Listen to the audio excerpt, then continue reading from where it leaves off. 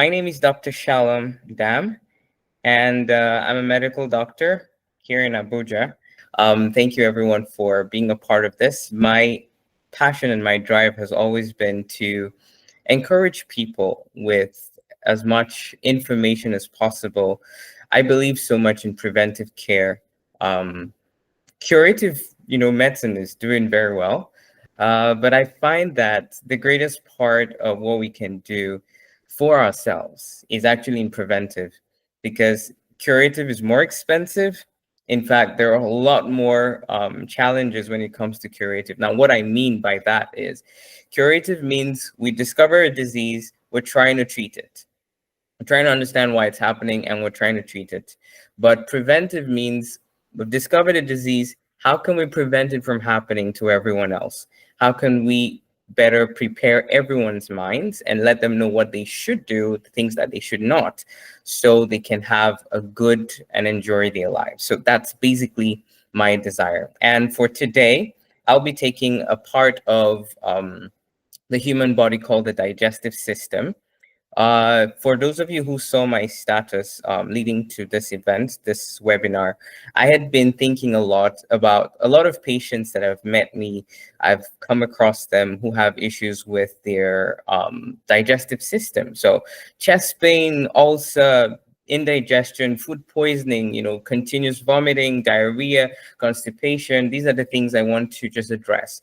And I find that when people know the right thing to do, they can better take care of themselves. And so my hope, and today, for the next 1 hour tops, I would do my best. For the next 1 hour, I will be sharing information about the general anatomy of the digestive system, but I'll focus just on half of it, the first half. That is from the mouth to the stomach. And as we go through this, I want you to pay attention. But before that, please, there is one thing I want to beg you to do. And that is, please, keep an open mind. All right? Some of the things I will share, it may seem as though it's very difficult to do, considering our present day and age, the challenges we face, and all of that. But please keep an open mind, because you would be surprised that it's the little things that really matter. And that's why today's topic, I'll be sharing my screen now.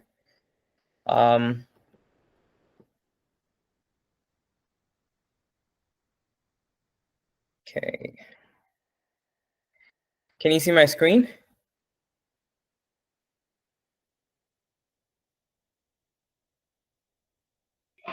Yes, we can. I can. Oh, thank you very much. Thank you.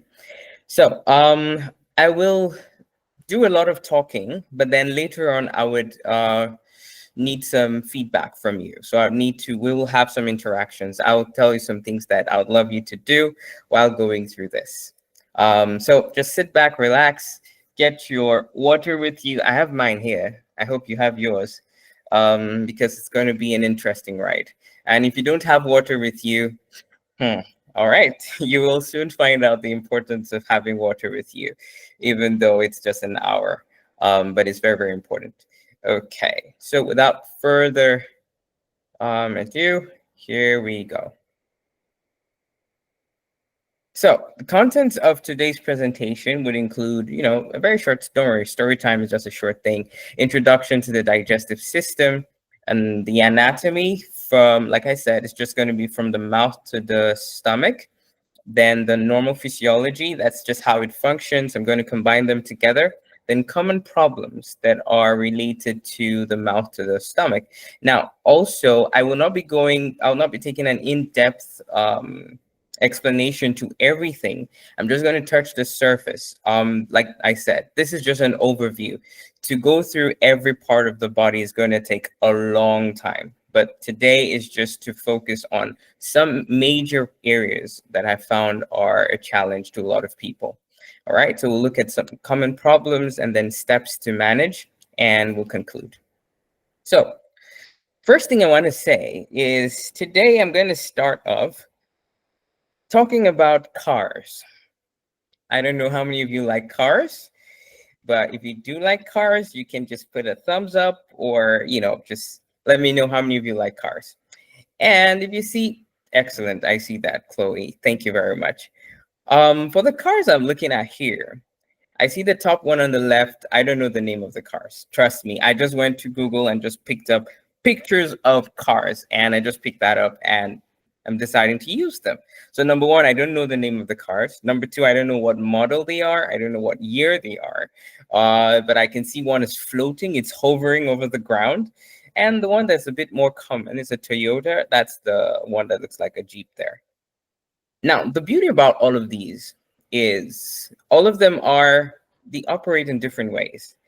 And I think all of us will agree, those of us in Nigeria, that the top two do not have hope or faith or a way that they'll be functioning in Nigeria anytime soon. Basically because we don't have a very good road network, we don't have road systems that would accommodate this, and the kind of drivers we have, especially in the wonderful land called Abuja. I have learned so much. Thank you, Abuja, for doing so much and enlightening me to see that people know how to drive and don't know how to drive, but it doesn't matter. In fact, driving means you're driving for other people. That's the only way you can drive. But to move forward, I'm looking at all these cars, and one thing is common in all of them. Their shape don't look alike. They're from different years. They function on different kind of systems, but they all do the same thing. And that is mobility, right? Transport. They carry people from one location to another location. Now, imagine if we don't know what cars are for. That would make it difficult to actually decide and how to use it. Now, let's relate that to the human body. The human body is a sophisticated system. And just like what was happening at some point last year in Abuja, to be specific, because that's where I am, right? I don't know about other places, but a lot of people started changing the fuel system of their cars. So they were no longer using the PMS, they started using CNG. So they changed it to gas. And it felt like that was a cheaper, alternative for you to be able to still move your cars. But the problem was the cars were not designed to run on CNG. And so a lot of people were having their cars explode. Now, was it working? Yeah, it worked. It worked for a long time. In fact, a lot of people didn't even have issues. And even till now, they don't have issues running their cars on CNG. However, there are some cars that are exploding. Now, why I said that is because relating it to the human body, a lot of people keep taking different things into their system, and ignorance is not a defense, all right? There's some people who take stuff and it does not harm them. But because it doesn't harm you does not mean it is good for you. Understanding why and what the body is supposed to work with gives you an upper hand to actually taking care of your body. A lot of us are doing things without knowing that we're harming ourselves. But if you know that the things you are doing is harmful to your body, the first thing you should think of is, how can I change it? How can I go back? I'm saying this because a lot of people I've talked with, talking about their health. I'll give you an example. There's some people who do not chew certain kinds of foods. I know some of you are already wondering, where am I going to with all of this? Swallow, for example. I'm going to shake some tables. The name of the food called swallow. We gave it that name because that's not the name in the first place, but we gave it that name because the intention is whatever it is, you take a bolus out of it and swallow it straight up. And most of them are carbs, right? So we have different kinds of swallows. But the issue is, chewing is a very, very important part of the digestive process, not only to make the food smooth that you can swallow it, but also to mix the food with an enzyme that begins the breakdown of carbohydrate. But because you swallow it and you don't allow the enzyme to begin to work on it, it goes down to the stomach, and the part where it was supposed to be digested in the mouth is missing. So by the time it goes there, it's going to spend a longer time in the stomach to break it down to the stage where it can be absorbed later in the intestines. Does that make sense? Let me just have a wave or something so that I know that we're together. All right, thank you very much. So when I talk to people and telling them that it is very important that they chew their food, there's some people who are very fast eaters. Maybe you're here, or maybe you know someone who is very fast eaters. They start eating and it's speedingly they're done. The problem with that is you would see that that is actually injuring part of your system. You're causing problems. But like I said about the cars, for the fact that you've not had an explosion does not mean that what you're doing is good. And so I started today's session saying, keep an open mind. My job here is not to tell you, do this, do that, don't do this, don't do that. Yeah, at some point I will do that because of what I do. I'm a medical doctor. But most of what I'm going to be doing is sharing with you information of what your system wants from you so that you can make that decision yourself and have a good, healthy life. All right, let's go into the anatomy. First, we start with the mouth. The gut is, of course, the gastrointestinal system. It's the way that the short way we call it is the gut. And the opening, which is the first part of it, is called the mouth. Now, in the mouth, we have a set of teeth. We have top teeth, lower teeth. We have the gums. We have this upper part. It's called the palate. And we have the tongue. And behind here, we have certain tissues and certain glands here. All right, we have this one called the tonsils. A lot of people have their tonsils taken out for different reasons, but there's also the local reason why people take out their tonsils. I don't recommend it because the tonsils, think of it as a part of your immune system. It protects you from a lot of viruses and bacteria. The only time the tonsils should be taken out is when the tonsils have gotten bad, that there's no way they can be recovered and they are actually causing problems. So the tonsils, that's the one all the way back here, they can swell to the point where they close this opening, and that would make it difficult to breathe, difficult to swallow, and a lot of issues can happen out of that. But tonsils are very, very important. Now, these teeth, I may say some things that may sound a bit elementary, but please work with me. Teeth, the job of the teeth is to grind your food, to chew it. So every food that you have, starting from when you began to have milk teeth, is supposed to have an encounter with these guys here. The job is to break the food to smaller particles, then you're able to swallow it. The job of the tongue is to mold it in such a way that it becomes like a bolus, like a small way that is able to be swallowed smoothly. Now, there is one thing I want to make a statement about, and I want you to work with me. The tongue has become one of the biggest areas of marketing in the world today. What do I mean by that?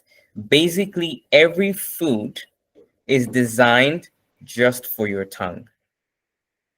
I'll say that again. Basically, every food that is designed now is designed just for your tongue. What does that mean? It's about taste. Everybody wants to have food that tastes better. No one is actually thinking about what's the health benefit, what's this, I don't care.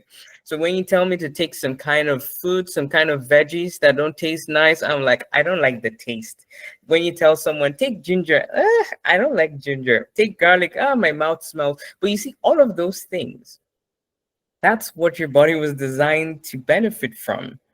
So rather than think that the entire body is depending on just your tongue, you have become an object of the marketing world today. All right? So what am I saying? When you think about what you eat, the world, the market, every company that's creating food is focusing on your mouth alone. So the first liberation you should have for yourself is don't think of your mouth alone. Don't think of your tongue alone when you are considering food. because food is supposed to, taste is actually the last thing on food.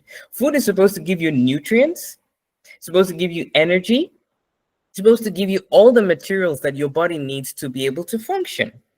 Taste is kind of like at the bottom of the list. So don't dwell on just your tongue when you're thinking of your health pertaining to food you eat. As we go further, I'll explain a little bit more. All right? But please take note of that. Let's go further. The next thing I want to talk about is the things that I just mentioned, just a summary, right? Opening to the gut, that's the mouth, the taste of different foods, types, textures, temperature. That's everything that the tongue does. You're able to chew your food, mix food with enzymes, like I mentioned, for digestion, and then you're able to swallow. Now, this is a section through the head all the way, just showing the throat. I just wanted to show you this. Now, this area over here, this part is called the epiglottis. Now, think of two openings. We have one here at the back called the esophagus, and then one here at the front called the larynx. Now, the larynx is for airflow, and the esophagus is for food flow. So the epiglottis, this thing here, its job is to close one side and open the other. That means when you're chewing, food should not miss its road and go through the larynx into your lungs. You would choke, all right? So what happens is every time you're chewing and talking, you're going to be causing a problem here. Now, what is talking? Talking is literally air coming out of your lungs from inside you, passing through this part, and there's something called the vocal cords. It's here. It helps us to arrange and have timbre, have tone and pitch with what we're saying. So at some point, my voice can sound a little bit high, and I'm like, oh, this is what I'm saying. And it can go all the way down. And I'm like, okay, so this is what I am saying. The difference is what's happening here. Now, if you are talking and chewing and trying to swallow at the same time, what is happening is the food can miss this part and go into the larynx, and then you start choking. Now, some people say, no, they're skilled. They know how to do it. They can chew and eat at the same time. Yeah, you can do that. It's fine. But remember the car, for the fact that you've not had any problems does not mean it's right. All right. So please, let's start working towards eating without talking all the time. Now, yes, you can chew, you drop your spoon, and then you're in a conversation. That's fine. But don't talk while you're chewing and swallowing at the same time. All right, let me move forward. Talking about the gut, looking at the esophagus. Now, this is a part that's important to where we're going to. This is the mouth, like I mentioned, and the food goes down there when you swallow it. This is the thyroid, and going down, we're going out all the way here. That's the first part of the ribs. So this long tube going here from the mouth to this first part, this is the stomach. All right. This long tube is called the esophagus. Now, science tells us that from this part of your mouth, all right, the tip here, all the way to the first part of your stomach is 40 centimeters. 40 centimeters. Now, for anyone who has, or maybe knows someone who has had an endoscopy, what they do is they literally pass a camera down the hatch, all the way down to have a look at what's going on in the stomach. All right, so that's an endoscopy. Now, how do they know how far they have been? It's because they know this length. So it's 40 centimeters from here all the way here for the average human. Some people may have it shorter, some people may have it longer, but averagely should be around 40 centimeters. Now, what is the use of the esophagus? It is transmission of food, transportation of food all the way down. This is how it works. Now, I'm going to do this. I hope you can see me. Can you see what I'm doing?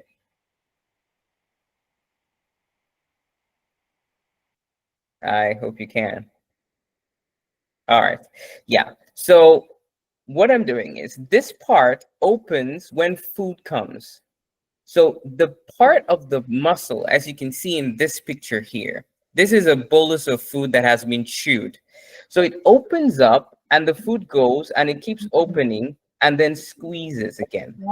That means before the food, it opens, and then when the food passes, it closes. So it's like a wave. This is how food goes down. Now, why is that important? Because I'm going to shake another table. There are some people who are very fast eaters. So they're taking the spoon, they're chewing as it's going down, they're taking another one, chewing, and it's going down. And in fact, there are people who go into competitions about eating. So eating competition, who is able to finish this food fast and fast and fast. Yeah, we can celebrate that, but you're actually doing something bad. Now, what do I mean? Remember, it's like a wave. It's a wave like this. So there has to be space between each bolus that's coming down. All right. Why? Because at this part, just the neck here, between the esophagus and the stomach, there is something called esophageal sphincter. Let me see if I have a picture here. Ah, excellent. This part, there is a gate. And the job of the gate here is to make sure that these contents go in and don't go back out. And number two is to make sure that the contents of the stomach, especially the acid, does not go back up. Now, I mentioned acid because, yes, in your stomach is what we call gastric acid or gastric juice. This acid, science tells us it is about 2 to 4 on pH. That is very acidic. In fact, if they took a sample of the acid in your stomach and placed it on plastic, it will literally melt that plastic. That's how dangerous the acid in your stomach is. So definitely God had to put a system to protect you. This part is a gate that needs to be closed. Once food enters, it opens and closes. Now imagine if every second food is coming in, it won't close as it's supposed to. And then some people, when they finish eating, they just take a lot of water and then they go and lie down. I'm going to tell you what that actually does and what kind of symptoms can happen with that. So what I'm saying is it is important that when food comes, it should go slowly. All right. I had an uncle in the village and he always told me, respect food and food will respect you. I didn't know what that meant. But later on, while studying, I discovered I now understood what he was trying to say. If you respect the rules for eating, the rules of the table, they would call it eating habits, right? The eating, what do they call that stuff again? I've even forgotten what it is. But they talk about good table manners. Thank you, Holy Spirit. Good table manners. We have forgotten table manners. In fact, a lot of people don't even eat on the table at all. So we're like, yeah, forget about table manners. Let's just focus and do whatever it is we're trying to eat. We're trying to take stuff and digest it. But the truth of the matter is, principles that are abused always land us in issues. So it is important, number one, that when you're eating, you give space between each spoon that you're taking in. Chew your food well so that you've done the first part that's important in the digestive process. Then when you swallow, allow it to go all the way down. All right? Relax first before you take another spoon or fork or whatever it is that you are eating at the time. So by the time you're chewing that, you're swallowing it, it allows for the gate to open and close, protecting you from the contents of the stomach. So let's move a bit further. What I was saying now is about the stomach. Now, the stomach is a muscular organ. Now, what does that mean? I used to think before I started medicine that the stomach was like a grinding machine, like a blender. So food goes in and then you just blend everything, mix it up and break it down and send it down to the intestines. But no, that's not what happens. The stomach is a muscle. And let me use my hands to explain how it works. Literally, there are fibers, as you can see in this picture. There's some that are going oblong, some are going horizontal, some are going straight down. They're like 3 sets of fibers that are interlocked with each other. And their job is to mix the content of what you with the gastric juice that is in the stomach. That means there is an acid that is released in your stomach every time one of these three happens. You see food, smell food, or taste food.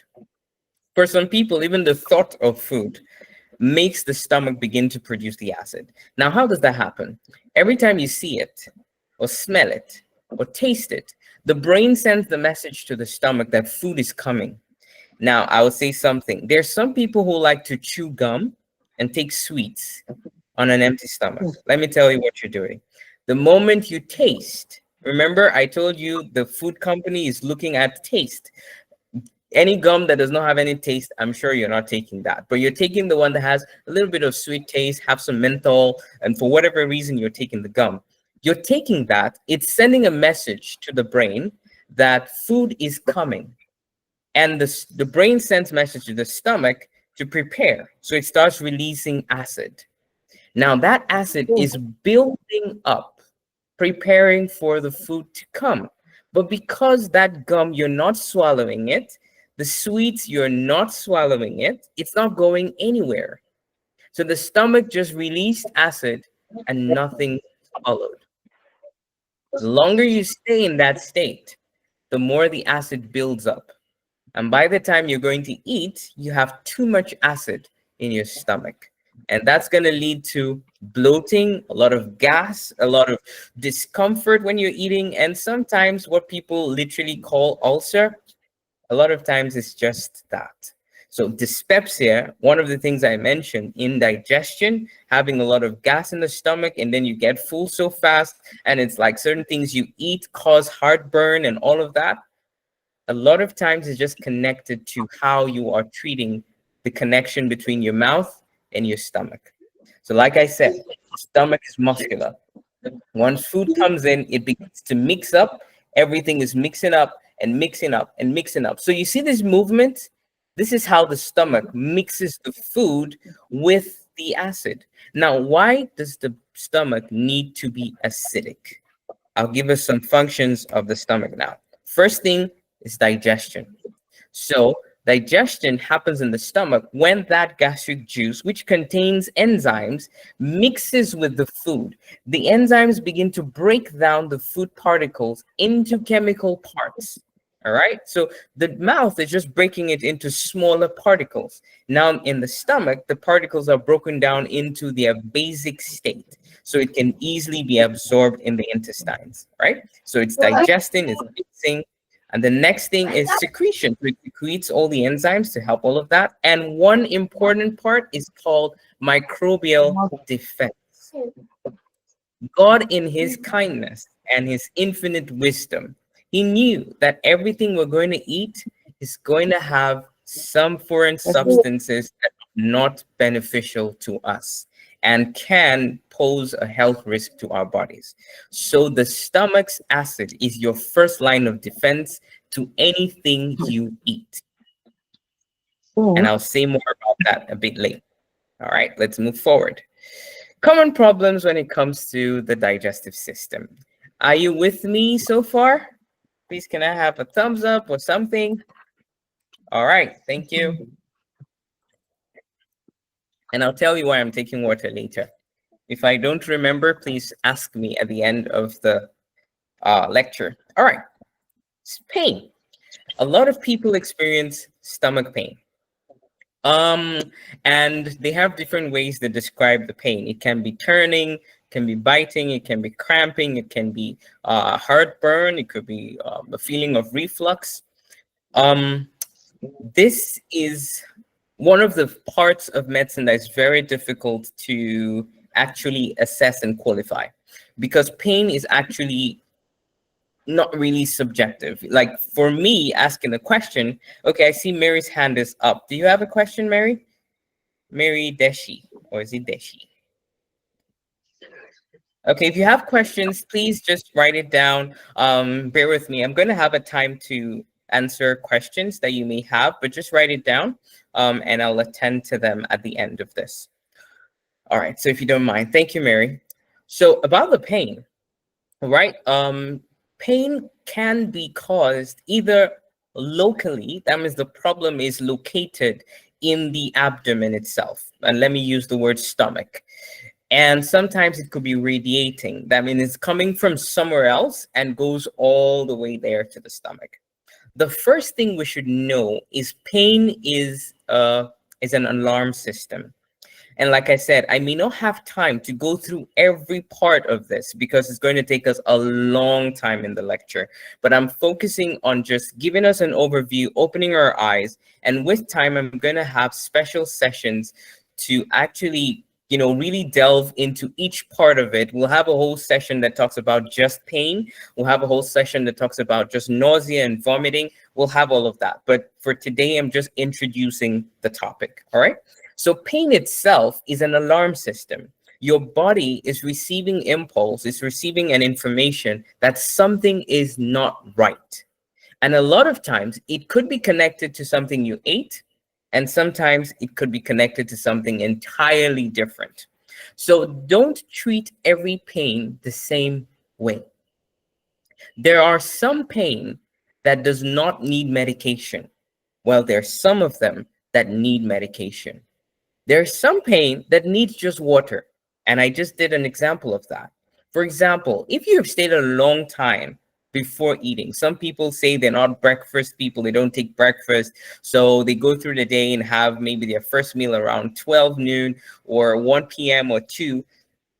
What matters is not that you're not a breakfast person, but what matters is how are you exposing your digestive system to a lot of foreign things, allowing the acid to build up and not protecting the stomach lining. And I'll say a little bit more about that as we move forward. The next thing is nausea and vomiting. Now, why is this important? A lot of people, they take medication because they're vomiting, because they have nausea. In fact, the average Nigerian says, when I'm having vomit, it is malaria or typhoid.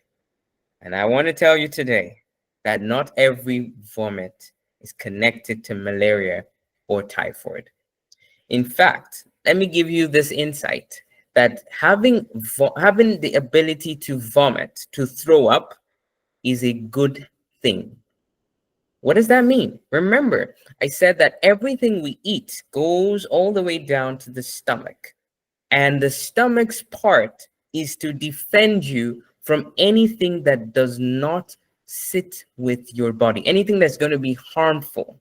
So a lot of times what you're eating is having a lot of toxins, having a lot of chemicals, or having bacteria that are very harmful to your body.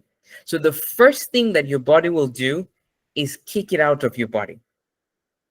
All right. So vomiting is a reflex. Something is not right, throw it out.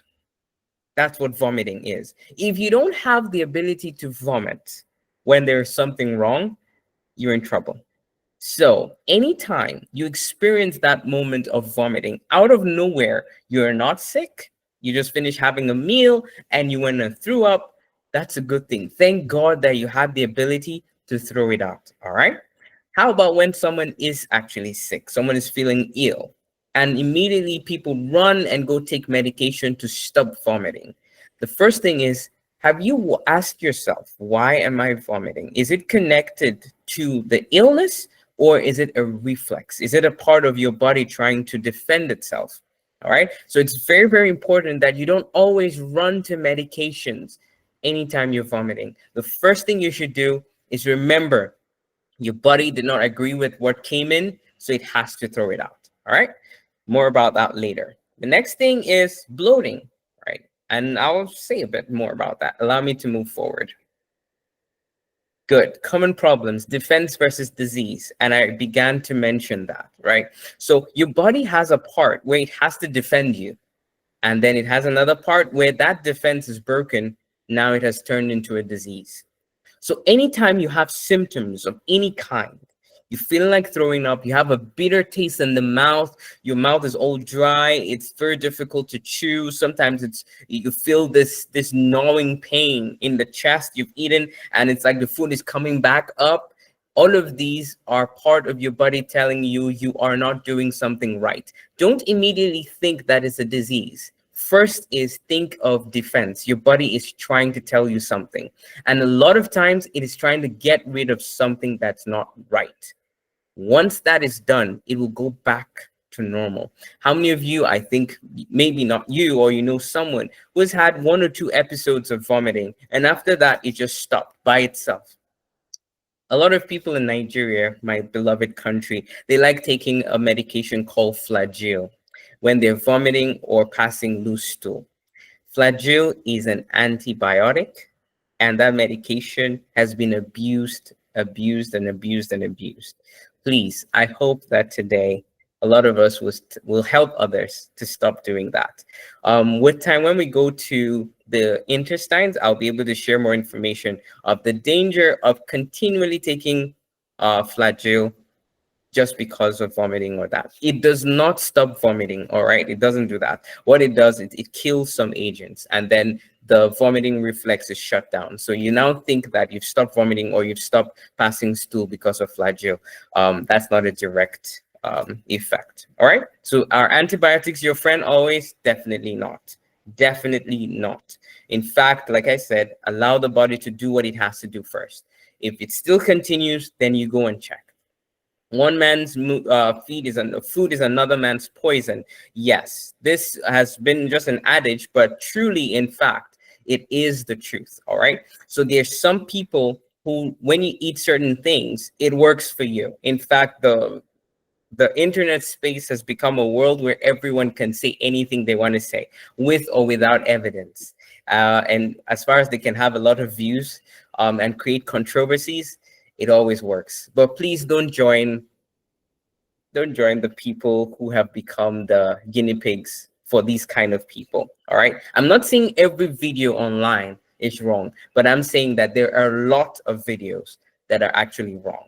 All right. So the most important thing is 2 things. Number one, find the right kind of information that is based off of science, right? And then number 2, let that science not tell you how your body should react. Your body should tell you whether that science is actually true or not.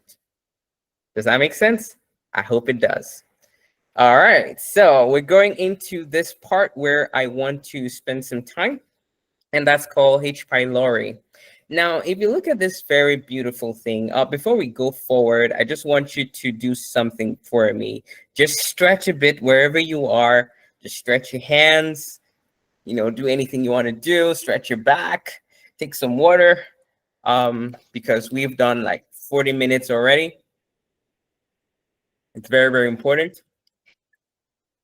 Yeah, I'm good. I'm ready. When we're going into H. pylori, this is an organism that I have found to be very, very interesting. I had some information about this bacteria, but I didn't really know much about it until I started doing some research about it, and it was very interesting. Now, for some of us, we know the disease called peptic ulcer disease and how it's really become a major problem in our society today. And one of the major or the leading cause is H. pylori. H. pylori has been seen as the bad guy when it comes to ulcer disease, peptic ulcer disease. Now, ulcer on its own is a wound in the lining of the stomach, as you can see in this picture here. So there's a wound here in the lining of the stomach, and that is what's called an ulcer. Now, I have come across a lot of people who claim that they have ulcer, and they have never been tested. And when I ask them, how do you know you have ulcer? They say, well, I have the symptoms. Okay, I say, okay. And what else? Did you run this test? Did you run that test? And they're like, no, I just know I have ulcer.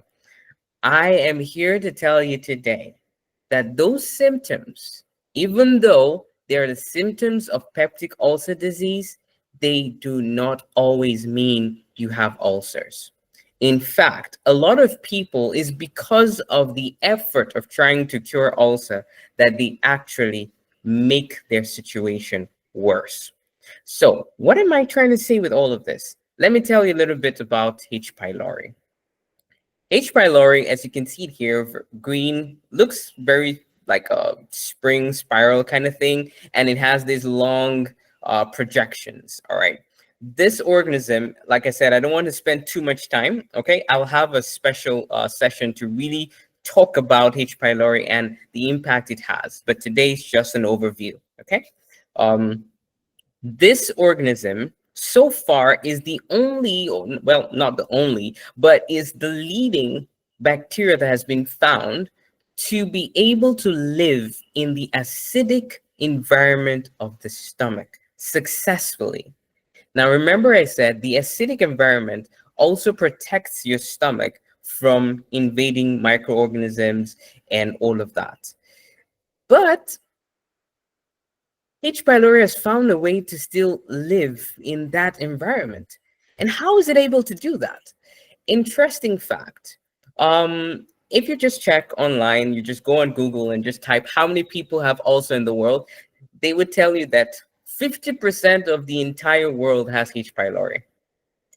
Well, of course, that may look a bit, over the top, may sound exaggerated and all of that. I mean, did they come to Nigeria? Did they come to my village? Did they check everyone? How do they know that half of the world's population?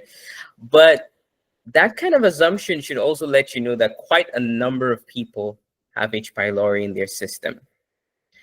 But interestingly, less than half of that population that has it actually have a disease.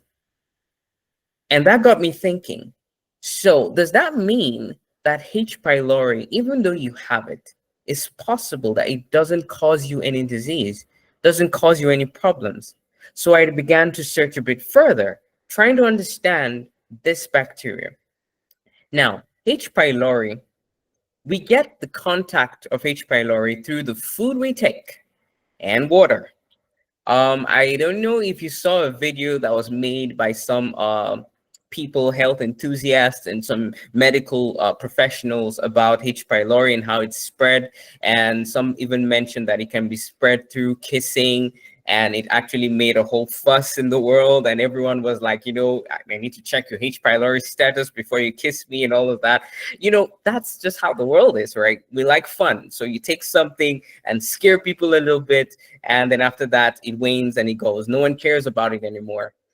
Because of course they had reasons why those kind of information came out. But of a fact, H. pylori actually comes through our mouth, all right, the things that we take.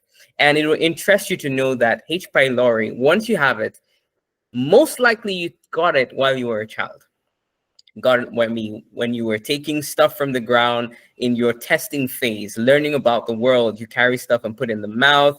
You carry different things, maybe your toys, you play with it on the ground, taking sand and all of that. You're eating it. That is your first introduction to H. pylori.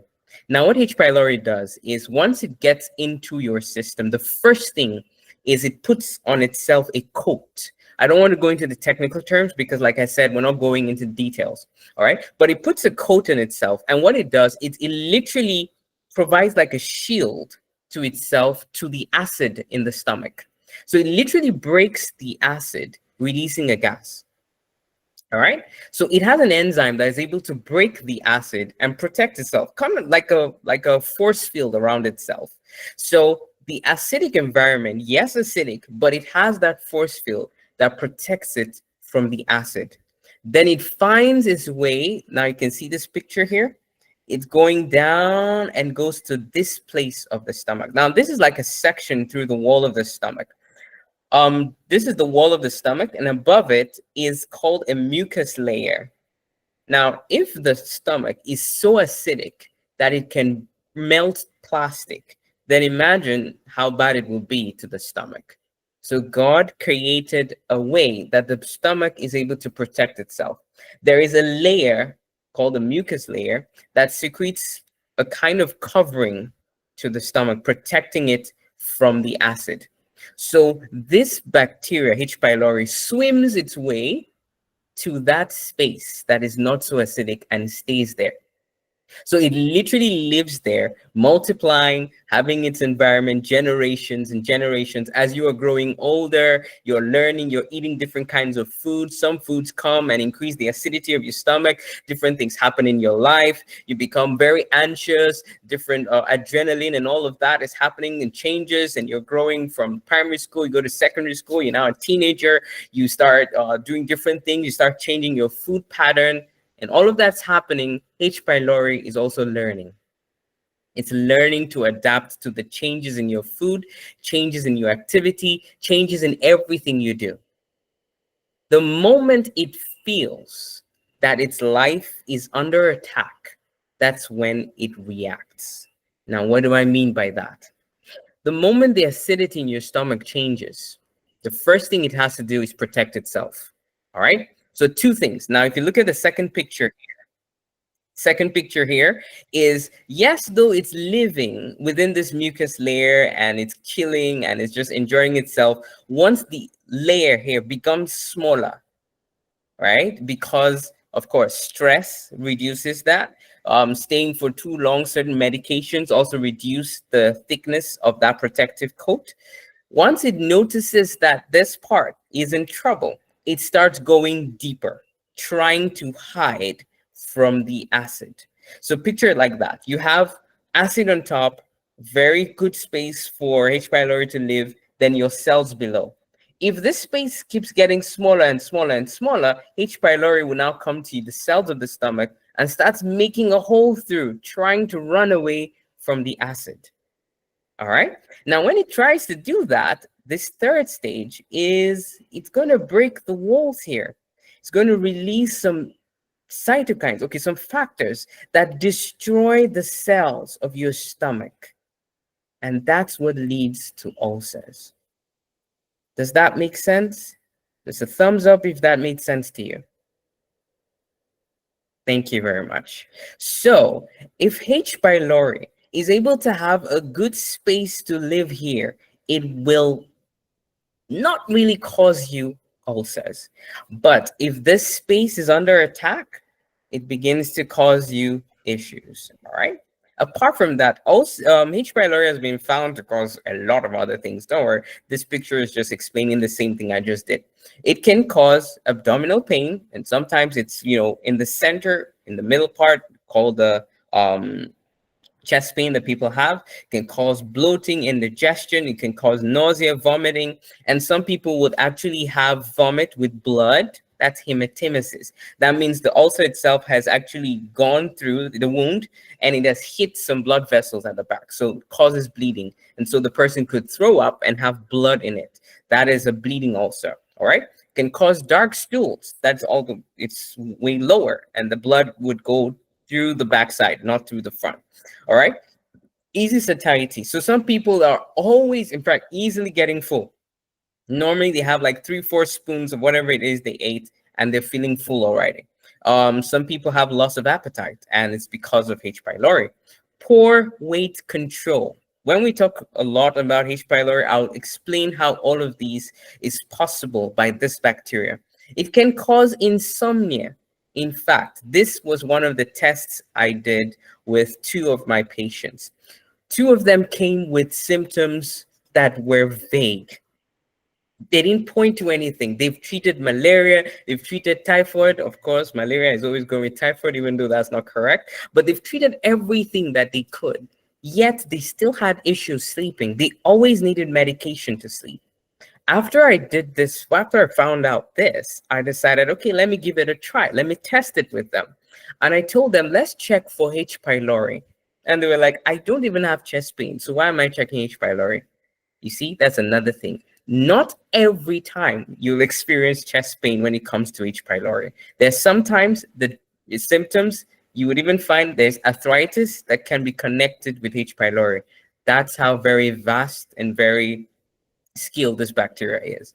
So for them, we checked and they had H. pylori. It was positive. We treated H. pylori alongside, of course, other recommendations that would help with sleep.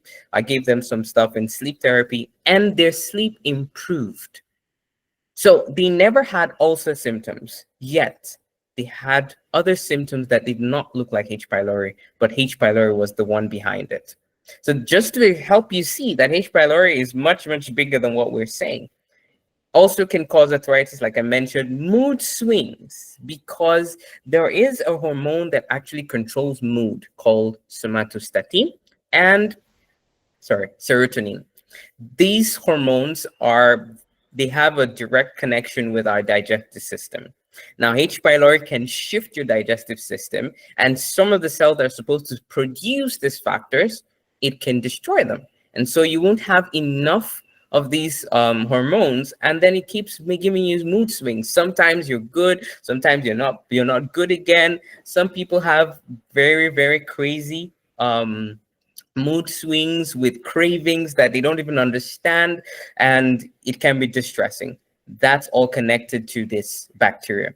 Does that mean that all these symptoms are all the time with H. pylori? No, but it just means that H. pylori can actually produce all of these kind of symptoms. So moving on, how should H. pylori be tested?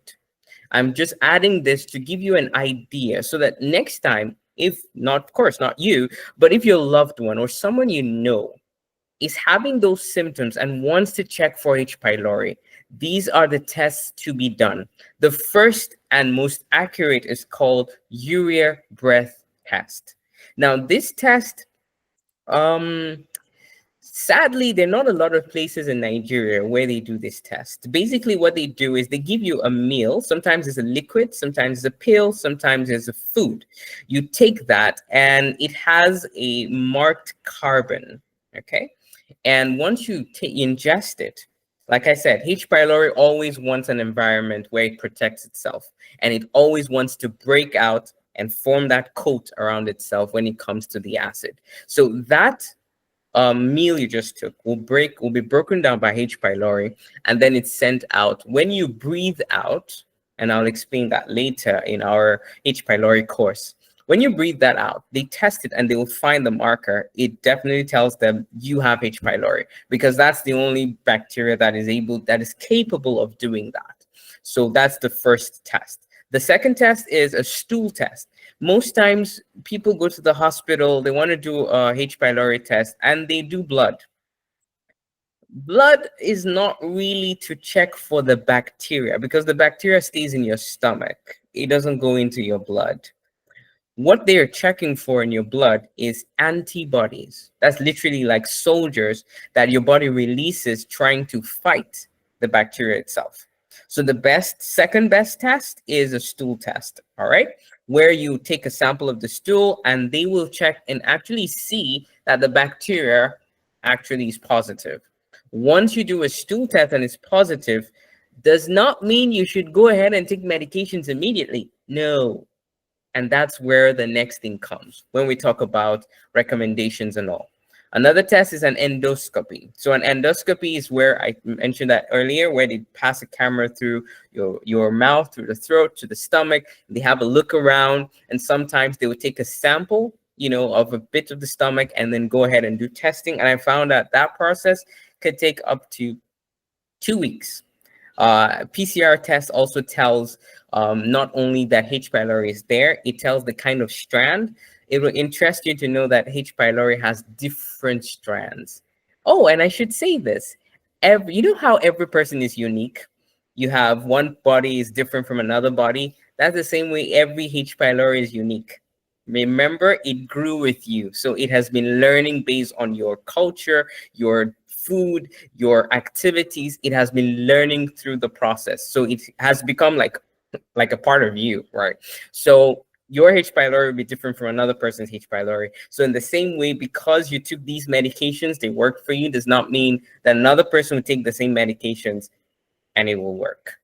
And of course, not every H. pylori needs medications. And I'll explain that when we talk about H. pylori, when we talk about that. All right.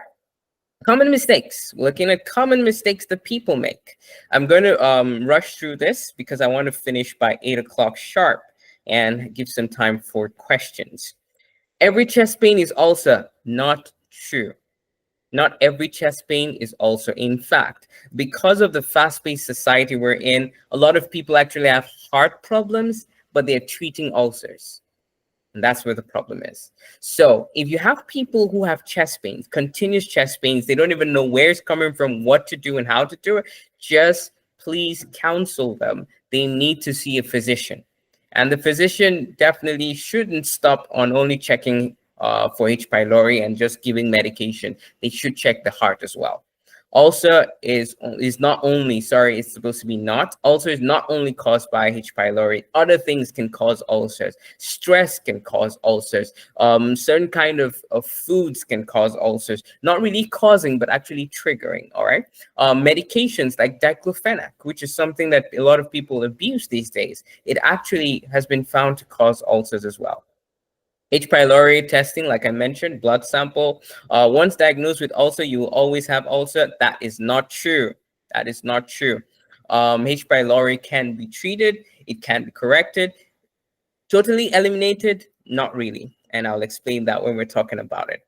And like I said, the treatment is not always the same. All right. Antacids have also been found to be a problem. Remember, H. pylori's job is to try and sneak away from too much acid. Now, when it comes to an environment where there's not enough acid, it's going to multiply more. Yeah. So those people who have not tested and checked if they actually have H. pylori and they go ahead taking a lot of antacids are actually increasing the risk of developing ulcers from H. pylori. So I would say if you or you know someone who has been taking antacids in an effort to try and treat ulcers and they've never checked it, please counsel them. They should desist and they should stop immediately because they don't know that they're actually making things worse. All right. Moving on, confirm test, like I said, yeah, plan for your desired outcome with the physician, treat positive results with medications per regimen, all right? And the one I love the most, use natural elements. So what are the natural agents we can use for treatment? We have cruciferous plants like cabbage, like broccoli. In fact, science is just, beginning to bring out more information to show us that cabbage is very, very good for H. pylori. Cabbage actually deactivates them from multiplying. So cabbage that you've been throwing away and not really taking serious, I think you should go back and get some. And the best place to get cabbage is Joss. I just wanted to do some adverts for Joss people. Hi, Mom. All right. So cabbage is very good. Broccoli, for those who have that. Brussels sprouts, most of the cruciferous plants have this ability to bring down H. pylori. All right. Roots, turmeric, ginger, garlic. Now, I've had people complain and say they can't take ginger because they have ulcers. Like I said, first chest. Once you test it and you actually see that you have, there is a way that you can still enjoy the benefits of ginger. The ginger itself, remember, is just your tongue that's complaining about it. But all the way down, it's very, very helpful. So if you can just crush it a bit, put it in water and drink the water, that's a nice way to start. You can put it in your food, you can put it in tea and all of that. These are all helpful agents. Now, an example of this, I just put this here. All of these are very good. Can you see the picture? There's a thumbs up if you can see the picture. Excellent. Thank you very much. Now, if you see this picture, everything looks very good. I would say, anyone who is talking about healthy eating will be like, yes, you need to take this, put this in your diet. It's very good. Yes, they are. But if you have symptoms that may think could be caused by H. pylori or other forms of chest pain and heartburn and indigestion, please avoid these ones. And the ones I'm talking about is the citrus, oranges, lemon, the lime, all these ones, avoid them. All these yellow ones, avoid yellow when it comes to those symptoms, including this guy. It's also yellow. This is grape. So avoid all these ones when it comes to also like kind pains. These ones are still good. Ginger, yeah, the nuts, the almonds, all of these are still good. This is yogurt. Now, yogurt, I would say be careful. Some people, yogurt works for them. Some people, yogurt does not. So test it first. How do you do that? Try a couple of spoons before eating. Try it first. If you notice you're belching a lot with that, then don't take yogurt. Because what it means, it is activating the bacteria and the bacteria is breaking it fast and releasing gas. Remember, I said that's one of the things it can do. So if you do that and you notice you're belching a lot, avoid it. All right, avoid it. Now remember, I said before food because that's the way you can catch it. Now these ones are all good. Remember, our cruciferous, our fish, our nuts, all these ones are good for you. Papaya has also been found to do very well. That's pawpaw. Cashew nuts, also be careful. Remember, do what works for you. Sorry, I'm just rushing through. I'm supposed to end up here. Now, care for your gut. What are the things you should do? Drink water as the first thing to everything. Once you wake up, take water. Before you eat, take water. All right? Those people who take a lot of water after eating, please don't do that. Just a cup is fine, because the more water you take, the lesser the concentration of acid, indigestion could follow. You may not digest the food as efficiently as you should. Eat on time. All right. There are people who always eat very late in the night. When we talk about H. pylori, I'm going to tell you more about the dangers of that. Anytime you have gas, you have that feeling of bitterness in the mouth, and it's like food doesn't go down, it's stuck in the chest, something like that, it's because you're not eating at the right time. Anytime you eat, don't lie down. We're going to talk about the do's. Variety is life. A lot of us stick to one kind of food. Please don't do that. Allow for variety. Why? Because of your microbiome. And we'll talk more about that when we're talking about the intestine and the microbiome. All right. So the bacteria need that variety from the healthy organic foods, the plants, and all of that. Practice healthy fasts. Some people never fast, only the first month of the year. That's not good. You need to practice. All right. So if it's maybe once in 3 months, you do like a 3-day fast. It doesn't have to be a dry fast. You can do a water fast. These are very good because it helps to restart your internal organs. It helps very well. Manage your stress level. Stress has been found to reduce the mucus layer of your stomach. So the more stress you have, the more danger you would have of developing ulcers. All right, seek the right guidance for any time you want to take any medication, especially supplements. We'll have a separate video for that. Care for your gut. Don't drink much water while you are eating. I explained that. Don't chew and swallow fast. Take your time to eat. Reduce eating when you are stressed. When you are stressed, don't eat a lot because that food is not going to digest very well because of what stress can do. Don't eat late and lie down immediately. Avoid highly processed foods. In fact, we call them UPFs. Ultra processed foods. Avoid them. No matter how sweet they taste, like I said, the tongue has become the market. Don't become its consumer. Avoid taking medications without prescription, and always do follow-ups anytime you are on any medication. Because they prescribe something and work for you does not mean you should continue taking it till thy kingdom come. No, medications have a timing they're supposed to work, and there's a time that you need to stop taking them. So always do your follow-ups for any kind of medications. Even supplements have a timing of when you should take them and when you should stop. And finally, conclusion. Your body is yours to take care of. Your body speaks to you, and when you understand what your body is saying, you will enjoy your body. You can have a healthy gut by paying attention to the red flags. And what are the red flags? All the symptoms that always you would feel and you just want to ignore it because you think you know what it means. Please pay attention to it and switch, adjust. Even if it works for everyone, it may not work for you. So follow what your body says. Be intentional about everything you eat. Anything you eat changes something inside you. Like they said, you are what you eat. Thank you, everyone, for listening. That brings us to the end of today's class.